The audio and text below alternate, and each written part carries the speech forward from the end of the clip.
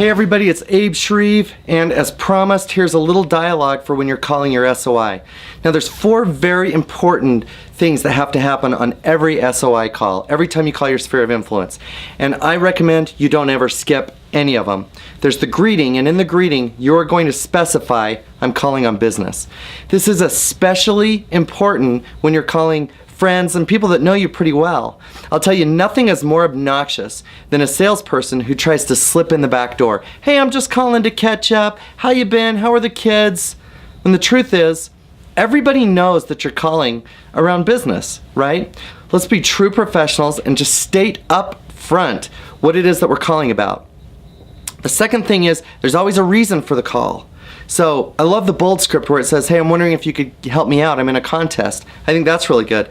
If you do a client appreciation event, hey, we're doing a book raising for the Veterans Nursing Home Library, and I wanted to know, would your family like to donate some books?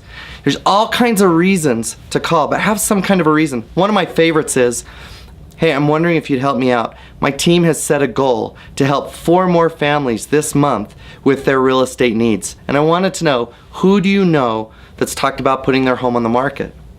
So whatever the reason is, have a specific reason attached to an invitation. The third part of this is that you want to teach them how to refer you business. Now let's be honest. Most of the time when you say, who do you know, they're going to say, I don't know anyone. So you want to prompt them a little bit. Maybe someone at school, a friend, someone in a social circle. Nobody comes to mind. And I always say the same thing. No problem, no worries. Will you do me a favor? And this is the magic sauce in the phone call. Will you do me a favor? When you hear of someone or when you think of someone, will you pick up the phone and call me? And I promise I'll give them the same high level of service I give to all my friends and clients. Will you do that? That's a low level commitment. It's easy for them to say, yeah, I'll do that.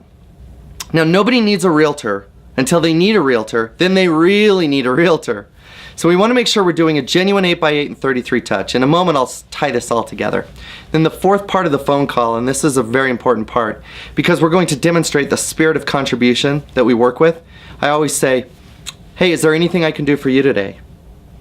And they'll always say the same thing, gosh, no. Well, if you think of something, will you give me a call? Yeah, sure. And that helps bridge the gap from the commitment you've just received into the phone call that you're closing.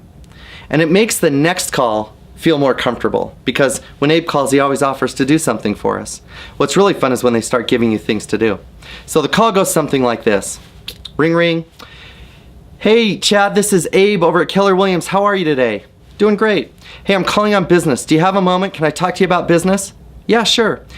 Excellent. Hey, I wanted to let you know that my team has set a very important goal to help 4 more families fulfill their real estate needs for the month of January, and we're really committed to this. I wanted to know whom among your family and friends has talked about putting their home on the market. Gosh, Abe, nobody comes to mind. No, I really appreciate you taking a second to think about that. Maybe someone at church or in a social circle, maybe someone that you work with. No, nobody comes to mind. No problem. Will you do me a favor? Yeah, sure.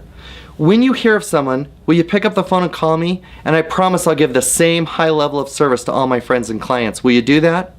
Yeah, I'll do that. No problem. Outstanding. Hey, Chad, while I have you on the line, is there anything that I can do for you today? Nope. We're good. Well, if you think of something, will you call me? Yeah, sure. Excellent. Hey, have a fantastic day. I'll talk to you soon, okay? Okay. Off the call. Now, sometimes they'll say, you know, I'll pass your business card along. And we don't want that, right? I mean, we're grateful they trust us, but we just don't want them to pass our business card, because we know they just evaporate, right? So I always say, if they say, gosh, you know what, I have your business card, I'll give them your business card. I always say, I really appreciate that. However, you know what I've learned, Chad? I've learned that there's this place in the atmosphere that's full of faxes, emails, single socks, and business cards. They just evaporate. Do you know what I mean? Yeah, I know what you mean.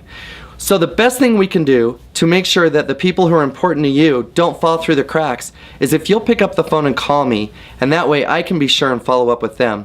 And by the way, Chad, would it be okay with you if I called and let you know how that was going? Yeah, that'd be great. Awesome. Is there anything I can do for you today? Nope. Then I finish the phone call. Well, if you think of anything, give me a call. I'll talk to you soon. Now here's where it all comes together.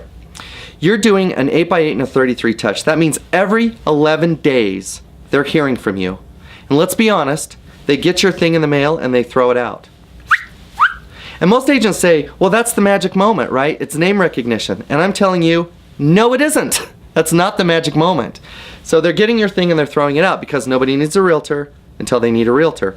You're calling once a quarter, 4 times a year, and you're saying, hey, when you hear of someone, will you pick up the phone and call me? And they're saying, yes, I will. And then they go back to their lives. And then they get their thing from you and they throw it out. And then they're at work. And the person at work says, gosh, we're thinking of selling our home. And then they get home and there you are. And it clicks. I said I would call Abe if I heard of anyone. And then they call. I just want to let you know my neighbor's thinking of selling, or the guy at work's thinking of selling, my friend's thinking of selling. See, they have learned from you that when it comes to the real estate business, you are nothing but professional. You are all professional. I'll tell you, even when I call my best friend, the best man at my wedding, I call him up once a quarter and I say, hey Kev, I'm calling on business. Can we talk about business for a minute? He's always like, dude, you don't need to do this with me. And I always laugh. I'm like, shut up, you jerk. If I can't be a professional from time to time, I'm not doing my job. Can I talk to you about business? Yes, you can talk to me about business. Awesome. Now, dude, I fully expect you to help me out here. My team has set a goal. And I go straight into my script. Nobody is exempt. I need everyone to understand that when it comes to this business, this is not some little hobby for me. I'm serious, I'm polished, I'm professional. All right, it's a great little script for calling your SOI. Have a great week. I'll talk to you soon.